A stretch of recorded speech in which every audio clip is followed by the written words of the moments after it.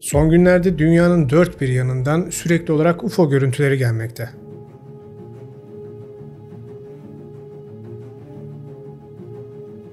Yetkili kişiler çıkıp yaşanan ilginç karşılaşmaları ifşa etmekte. I think that what the American people need to know is that the US military and intelligence community are sitting on a huge amount of visual and other information. Ve artık Pentagon gibi üst düzey kurumlar bile bu görüntüleri bizimle paylaşmakta. Evet, bana göre beklenen bir nihayete doğru bu konu gidiyor gibi gözüküyor. Ve yakın bir gelecekte evrende yalnız olmadığımızı açıklarlarsa şahsen ben şaşırmayacağım. Üstelik sadece bu görüntülerden dolayı değil, daha ziyade geçmişte yaşanan olaylardan dolayı şaşırmayacağım. UFO'ların, uzaylıların hep Amerika'yı ziyaret ettiğini sanıyoruz. Ama binlerce yıl önce çok daha farklı bir rotaları vardı.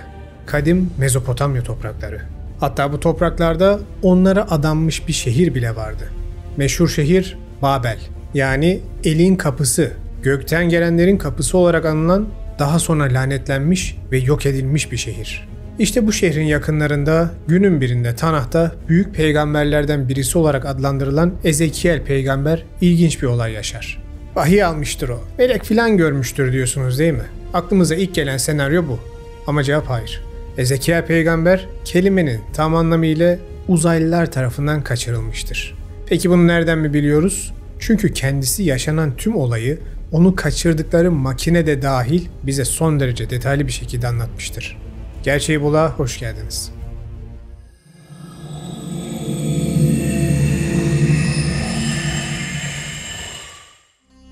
İnsanoğlu bilinmeyenin peşinde koşarken belki de bu dünyada kafasını kaldırıp göğe baktığı ilk andan beri sorduğu soru şu olsa gerek. Acaba tüm bu varoluşta bizden başka birileri de var mı? Bu soruya herkesin farklı bir cevabı var. Özellikle de antik mitlerin ve dinlerin çok daha ilginç bir cevabı var. Öyle ki bu inanışlardan bazıları din dediğimiz kavramın bile bu göksel varlıkların eseri olduğunu ve günümüzde bile inancımızı etkilemiş olduklarını iddia etmektedir. İşte bu külliyatta ise bir peygamberin başına gelenler gerçekten ağızları açık bırakıyor. Yahudilerin büyük peygamberi Ezekiel. İsrailiyat kaynaklarında yani Tanah diyeceğimiz külliyatta Musa peygamber dışında da büyük peygamberlerden bahsedilir. Mesela Yeşaya, Yeremya ve Ezekiel gibi. Fakat burada size küçük bir bilgi vermem lazım. Tarihte her peygamber dediğimiz kişi bir kitapla ya da doğrudan göksel ilham ile topluluklara önderlik etmemiştir. Genelde büyük liderlerin de, dönemin ileri gelen düşünürlerinin de ve toplumda saygı gören kişilerin de karşımıza peygamberler olarak çıktığını görürüz. Yani aslında bu kelime kimi yerlerde Allah'ın mesajını ilettiğine inanılan kişiler için kullanılmış olsa da aslında genelde saygı duyulan, demin örneğini verdiğim kişiler, önderler ve bilginler için de kullanılmıştır. Bu yüzden de peygamberlerin kimisi kimisinden daha üstündür anlatıları doğmuştur. Bunu araştırmalarınızı yaparken lütfen unutmayın. İşte Ezekiel peygamber de bu listede büyük olarak adlandırılan peygamberlerden birisi. Kimi İslam tarihçileri onun Kur'an'da geçen Zülkif peygamber olduğunu söyleseler de aslında bu tam olarak kanıtlanmış bir şey değil. Hatta zayıf görünen bir bağlantı. O yüzden Ezekiel peygamberi İsrailiyat metinlerinden araştırmak durumundayız. İşte bu büyük peygamber bize anlatılan İsrailiyat tarihine göre M.Ö. 6. yüzyılda Babil sürgünü sırasında İsrail halkına önderlik etmiş bir kişi olarak karşımıza çıkıyor. Günün birinde Ezekiel, Babil'in Çebar Nehri kıyısında dolaşırken gökyüzünden kendisine doğru gelen bir fırtına bulutu görür. Bulut diğerlerinden farklıdır. Son derece hızlı bir şekilde tozu dumana katarak doğrudan ona doğru gelmektedir. Ezekiel gördüğü bu şok edici manzarayı bize şöyle anlatır. Ve işte kuzeyden gelen büyük bir rüzgar, büyük bir bulut ve çevresinde parlak bir ışık vardı. Ortasında ateş gibi parlayan bir şey görünüyordu. Ateşin ortasında ise sanki cilalanmış bronz gibi parlayan bir şey vardı. Büyük bir bulutun etrafında ateşler ve ortada parlak metalden bir nesne. Binlerce yıl önceki bir insanın teknolojiden bir haber şekilde gördüklerini tasvir etmeye çalıştığını unutmayın. Olaylar araç Ezekiel'in önünde durup içinden bazı varlıkların inmesiyle sıra dışı bir hal alır. Ve onların görünümü şöyleydi. İnsan biçiminde 4 canlı yaratık. Her birinin 4 yüzü ve 4 kanadı vardı. Ayakları dümdüzdü ve ayak tabanları dana toynağı gibiydi. Parlak cilalı bronz gibi parlıyordu. Bu varlıkların 4 yüzü ise şu şekilde anlatılır ve Ezekiel onları kerubimler olarak adlandırır. İnsan yüzü, aslan yüzü, öküz yüzü ve kartal yüzü. Olayı tarihsel sembolizm ile anlamaya çalışırsak bu yüzlerin derin bir anlam taşıdıklarını görürüz. İnsan aklı ve bilinci temsil ederken aslan cesaret ve gücü, öküz dayanıklılık ve üretkenliği, kartal ise ruhsal yükseklik ve ilahi bağlantıyı sembolize eder. Ancak bu yaratıkların görünüşü sadece sembolizmle açıklanamayacak kadar karmaşıktır. Onların aynı zamanda mekanik özellikler taşıyor gibi tasvir edilmesi metni bambaşka bir boyuta taşır. Anlatıma göre bu insanımsı canlıların, yani kitapta geçen kerubimlerin 4 kanatları vardır. Bunların ikisi yukarıda birleşmiş ve diğer ikisi altta bedenlerini kapatmıştır. Kanatlarının altında ise onların insan gibi elleri olduğu anlatılır. Şimdi kerubim neyin nesi diyenler varsa onu da açalım. Çünkü sadece Ezekiel bölümünde değil, pek çok yerde karşımıza çıkan ilginç insanımsılar ya da daha doğru bir tabir kullanırsak bir nevi androidlerdir. Kulağa fantaziye giriyoruz gibi geliyor değil mi? Ama bakın, birazdan sadece Tevrat, İncil gibi İbrahimi dinlerin külliyatından örnekler vereceğim. Genel olarak Kur'an hariç İsrailiyat kaynaklarında kerubimler ayetlerde karşımıza defansif bir güvenlik gücü ya da sistemi olarak çıkarlar. Örnekleri inceleyelim. Böylece Adem'i kovdu ve yaşam ağacının yolunu korumak için doğuya, Eden bahçesine keruvlar ve dönen alevli bir kılıç yerleştirdi. Zeytin ağacından 2 kerubi yaptı. Her biri 10 arşın yüksekliğindeydi. Kerubiler iç avluya yerleştirildi. Kanatları açık duruyordu. Kerubileri altınla kapladı. Tahtın önünde billur gibi bir cam denizi vardı. Rabbin tahtının ortasında ve çevresinde 4 canlı yaratık duruyordu. Önden ve arkadan gözlerle doluydular. Birinci yaratık bir aslana benziyordu. İkincisi bir boğaya. Üçüncüsü insan yüzlüydü. Dördüncüsü uçan bir kartala benziyordu. Ey keruvlar arasında taht kuran İsrail'in tanrısı Rab! Keruvlara binerek uçtu. Rüzgar kanatlarıyla yükseldi. Ve son olarak da Enok kitabından bir örnek vermek istiyorum.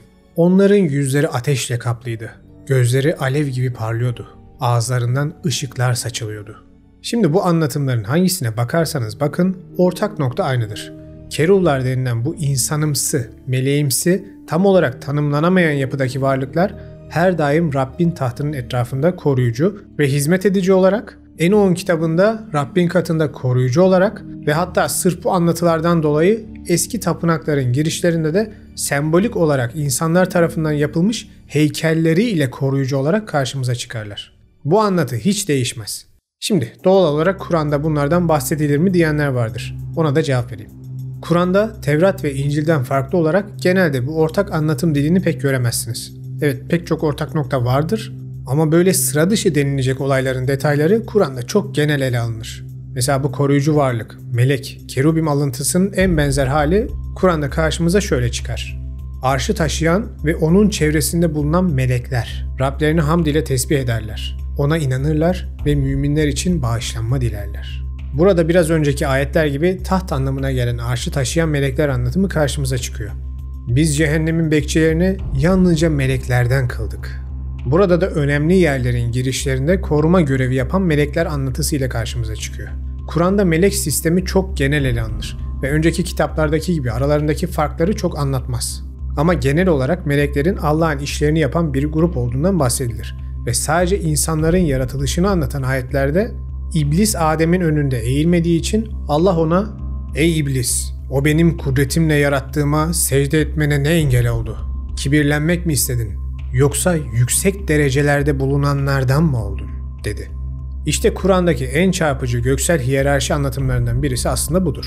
Ve bize meleklerin ve insanın da ötesinde daha yüksek derecede bizden de üstün tutulan bir grubun olduğunu gösteren bir ayettir. Fakat bunlar kimler, neler? Kur'an'da başka hiçbir bilgi yazmaz. Tevrat'a filan girersek de bu uluların Elohimler olabileceği izlerini görüyoruz. Ve sonrasında olay bir anda antik uzaylılara giriyor. Bunun örneklerini daha önceki videolarımda gördünüz. Bu kerubim bilgilendirmesini özellikle araya koydum. Çünkü kimi dini metinlerde melek diye anlatılan bu varlıkların aslında alt özellikleri olarak çok daha farklı varlıklar ya da günümüz yaklaşımı ile üzerleri metal kaplı insana benzeyen ve defansif özellikleri olan android robotları çağrıştırdığını daha iyi görün diye. Devam edelim. Ezekiel daha sonra bu canlıların yanında gördüğü mekanik bir aleti kendince tarif etmeye çalışır. Ve tekerleklerin görünümü ve yapısı şöyleydi. Zümrüt taşı gibi parlıyorlardı. Ve 4 tekerlek de aynı biçimde yapılmıştı. Bir tekerlek diğerinin içindeymiş gibi görünüyordu. Tekerlekler varlıkların bulunduğu yere doğru hareket ediyordu ve dönerken herhangi bir şekilde sapmıyorlardı. Bu betimleme cidden ilginç ve dönemin bilgi birikimiyle açıklanamayacak kadar sofistike bir yapıyı işaret etmektedir. Ezekiel'in gördüğü şey fiziksel olarak bir tür araç olabilir mi? Özellikle bir tekerlek diğerinin içindeymiş gibi görünüyordu ifadesi bugün sıklıkla jiroskop olarak bilinen mekanik bir yapıyı çağrıştırıyor. Jiroskoplar genellikle uçaklarda, uzay araçlarında ve modern teknolojik cihazlarda kullanılan dengeli bir hareket sistemi olarak bilinir. Antik bir peygamberin bunu tasvir etmesi, karşılaştığı varlıkların teknolojiye sahip olduklarını bize düşündürüyor. Hatta Ezekiel sağ olsun o kadar güzel şekilde anlatmaya devam ediyor ki resmen gözümüzün önünde bir cisim canlanıyor. Kendisi tekerlerin düz bir şekilde hareket ettiğini ve yön değiştirdiklerinde dönmek zorunda kalmadıklarını ifade eder. Bu tür bir hareket modern anlamda bir omnidirectional, yani her yöne hareket edebilen bir teknolojiyi hatırlatır. Bugün bu teknolojiyi en çok modern robotik sistemlerde ve ileri mühendislik ürünlerinde görmekteyiz. Ve aslında artık kullanmaktayız da. Hem de ilk olarak şu örneklerde.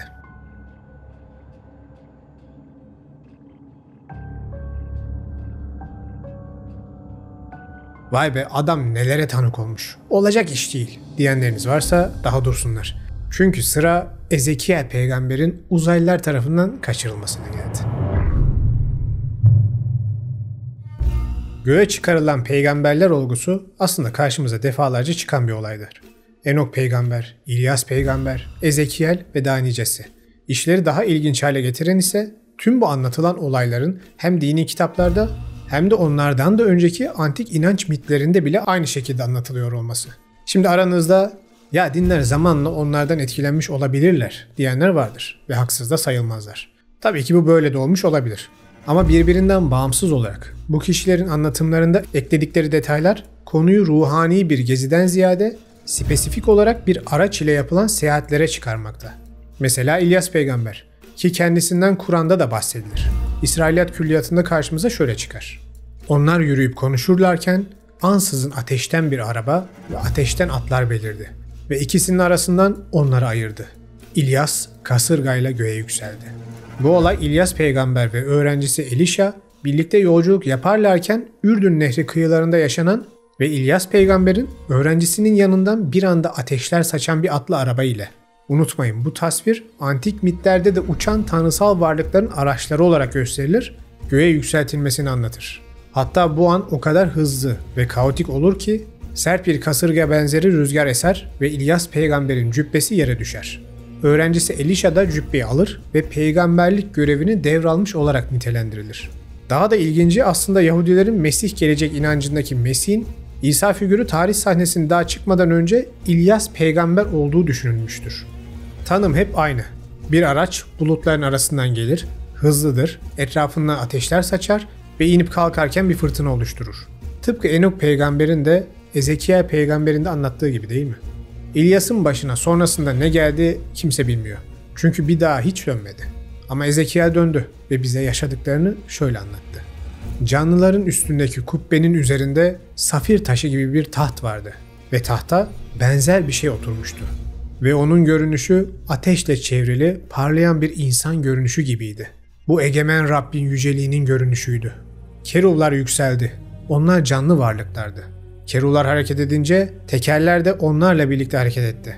Ve keruvlar kanatlarını açıp yerden yükseldiğinde tekerler de onların yanında yükseldi. Çünkü tekerlerin ruhu keruvların içindeydi. O zaman ruh beni kaldırdı. Arkamdan büyük bir gürültü, yerinden, görkemli yerinden Rabbin görkemi övgüler olsun sesi geldi. Ruh beni kaldırdı ve götürdü. İçimde öfke ve acı vardı. Rabbin eli üzerimde güçlüydü. Elini uzatıp saçlarımdan tuttu. Ruh beni yerle gök arasında kaldırdı ve tanrısal görümlerle Kudüs'e, iç avluya bakan kuzey kapısının girişine götürdü. Orada kıskançlık simgesi, kıskançlığı uyandıran put vardı. Şimdi tüm bu anlatımların ilk kısımdaki canlılar hariç ruhsal bir deneyim olduğunu düşünenler de var. Ama tam tersi fiziken bir araca bindirilip hareket edildiğini savunanlar da var. Çünkü Ezekiel'in anlatımlarına göre karşımıza şuna benzeyen bir makine çıkıyor. Tüm bu deneyimin sonunda ise Ezekiel'e İsrailoğullarına ve yanında geleceklere önderlik etme görevi verilir. Ve bu ilginç deneyim son bulur. Ey insanoğlu! Seni İsrailoğullarına isyan eden bu ulusa gönderiyorum. Onlar ve ataları bana karşı bugüne kadar isyan ettiler. Sert yüzlü, inatçı çocuklardır. Ama sen onlara egemen Rab böyle diyor de. Dinleseler de, dinlemeseler de bir peygamberin aralarında olduğunu bilecekler. Tanrıların arabaları fikri demin de dediğim gibi binlerce yıllık bir geçmişe sahip. Hindu inanışında göklerde uçan vimanalar, Sümer tanrıları Anunnakileri hızla taşıyan araçlar, Mısır'ın yüce tanrısı Ra'nın uçan güneş diski diye tasvir edilen aracı, Güney Amerika inancında ateşler saçan ve uçan bir yılana binen Tanrı Kukulkan ve daha nicesi. Dünyanın en uç noktalarına da gitseniz uçarak insanlarla etkileşime giren tanrılar anlatısı asla değişmez. Bunun en detaylı anlatımını da Enok kitabında görürsünüz. Hakkında bir videom mevcut, bakabilirsiniz. Şimdi Ezekiel'in anlatısındaki makine tasvirleri ise oldukça ilginç ve düşündürücü. Eğer tüm bu anlatılanlara gerçekten mantık çerçevesinde yaklaşırsak karşımıza göksel bir türün aslında binlerce yıldır bizimle etkileşimde olduğu bilgisi çıkıyor. Ve insan kendi kendine şunu sormadan edemiyor. Bu canlılar binlerce yıllık medeniyet ve inanç gelişimimize bile bu kadar müdahale ettilerse acaba son günlerde artan olayların ve açıklamaların da bu işle bir alakası var mı? Acaba evrende yalnız olmadığımızı öğrendiğimiz yeni bir döneme doğru mu gidiyoruz? Bu sorunun cevabını bir kez daha dini kitaplarda arıyorsanız cevap evet olarak karşınıza çıkacaktır. Çünkü hemen hemen tüm kitaplarda bu göksel ilahi kuvvetlerin günün birinde tekrar gelecekleri uyarısı vardır. Fakat bu seferki gelişin daha ziyade insanların yozlaşmasından dolayı yıkım eşliğinde olacağı anlatısını sık sık görürüz. Şimdi kanalımı takip edip diğer videolarımı izlediğiniz için bu olaylar hakkında belirli bir bilgi birikimine ulaştığınızı düşünüyorum. Hele ki size her videoda tavsiye ettiğim gibi kitapları dikkatlice okuyup araştırdıysanız, sizinle paylaştığım kaynakları araştırdıysanız cidden bilgi birikiminiz sağlam bir düzeye gelmiştir. Peki kanalda 600 küsür bin takipçim var. Lütfen bu soracağım soruya fikrinizi yorumlarda yazın, güzelce tartışalım. Sizce günümüzdeki tanımlanamayan uçan cisim gözükmesi olaylarındaki artışın, ülkelerin en üst kurumlarının bu raporları sunmaya ve hatta Pentagon UFO dosyası videomda size anlattığım gibi resmi olarak bu görüntüleri paylaşmalarının ardında bu binlerce yıl önceki ilginç göksel karşılaşmalardaki gibi göksel bir ırkın olduğunu düşünüyor musunuz? Ve daha önemlisi kitaplarda melekler olarak demin gördüğünüz şekilde anlatılan canlıların bizim günümüzde uzaylı dediğimiz canlılar olduğunu düşünüyor musunuz? Ve son sorumda sizce bu canlılar gerçekse ve cidden binlerce yıl önceki gerek dini anlatılar, gerek mitlerde geçen bilgilerden sonra sizce bize dost olarak mı gelecekler yoksa o korkutucu yıkım için mi gelecekler? Bu konudaki fikirlerinizi, inancınız ne olursa olsun merak ediyorum. Çünkü konu hem dinsel hem de günümüzde teknolojik bir realiteye dönmek üzere. Enok, Ezekiel, Musa ve İlyas peygamberlerin yaşadıkları olay, hatta Muhammed peygamberin de Miraç olayı gerçekten bize ilginç hikayeler sunmakta. Bunlar tabii ki ne kadar gerçek ne kadar değil orasını Allah bilir. Elimizdeki verileri çapraz olarak kanıtlamak, tarihi verilerin sadece İsrailiyat kaynaklarına dayanmasından dolayı son derece zor. Misal, deminden beri bahsettiğim peygamberler hakkında aslında Tanah dışında başka hiçbir tarihsel veri yok. Muhammed peygamber dışında. Fakat ben her daim bu olaylara ateş olmayan yerden duman çıkmaz olarak yaklaşıyorum. Ve bu hikayelerin belki İsrailiyat kaynaklarının dediği tarihte olmasa da bilinmeyen bir geçmişte yaşanmış olabileceğini düşünüyorum. Yani bence peygamber denilen kişiler Celal Şengör'ün dediği gibi mitolojik kahramanlar değiller. Gerçek birer karakterler. Ama ne zaman yaşadıklarını bilemediğimiz ve bazen hiç alakaları olmasa bile peygamber denilmiş kişiler. İsa videomdaki Apollonius örneğini hatırlayın. Adam aslında Pisagor okullarında eğitim almış bir bilge. Ama zamanla halk onu önce peygamber ilan ediyor, ölümünden sonra da yarı tanrı ilan ediyor. İşte bu sebepten size yakında tüm peygamberler nerede diye bir video yapacağım. Ve bu peygamberler olayını elimizden geldiğince derinine inerek araştıracağız. Fakat gerçek ne olursa olsun insanoğlu hem mitlerde, hem dinlerde, hem de günümüzde bütün teknolojimiz ile yukarıya baktığında halen aynı soruyu soruyor. Acaba bu evrende yalnız mıyım? Dinler ve mitler buna kesinlikle hayır cevabı veriyorlar. Ve görünen o ki modern teknoloji de yakında bu sorunun cevabını tüm insanlığa verecek. Ve öyle ya da böyle hepimiz için yeni bir çağ başlayacak. Ya da her şey bitecek. Videoyu izlediğiniz için hepinize teşekkür ederim. Ezekiel peygamberin hikayesi gerçekten garip bir hikaye. Çünkü elinden geldiğince bize gördüğü şeyleri detaylıca anlatmış. Dilerseniz siz de İncil ve Tevrat'ta Ezekiel bölümünü okuyarak araştırmanızı yapabilirsiniz. Bu tarz konuları seviyorsanız kanala abone olarak yolculuğumda bana eşlik edebilirsiniz. Bir sonraki videoda görüşmek üzere, kendinize iyi bakın.